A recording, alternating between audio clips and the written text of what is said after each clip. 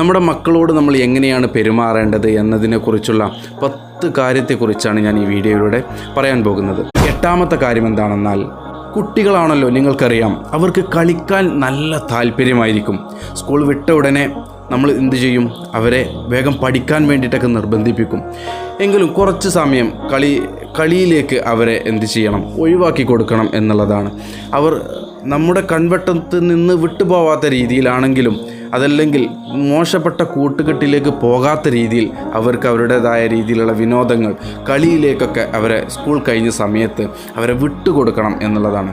ഇത് അവരുടെ മാനസികമായും അതുപോലെ ശാരീരികമായിട്ടുമുള്ള ആരോഗ്യത്തിന് വളരെയധികം ഗുണം ചെയ്യും എന്നുള്ളതാണ്. ഏതൊരു കുട്ടിയുടെയും പഠനം മെച്ചപ്പെടുത്തുന്നതിന് വളരെയധികം സഹായിക്കുന്ന ഒരു കാര്യമാണ് കായികമെന്ന് പറയുന്നത്. അത് ഏത് രീതിയിലുള്ളതാകാം. ചിലപ്പോൾ ചില കുട്ടികൾക്ക് നീന്താൻ പോകുന്നതായിരിക്കും ഇഷ്ടം, ചിലപ്പോൾ ക്രിക്കറ്റ് കളിക്കാൻ പോകും,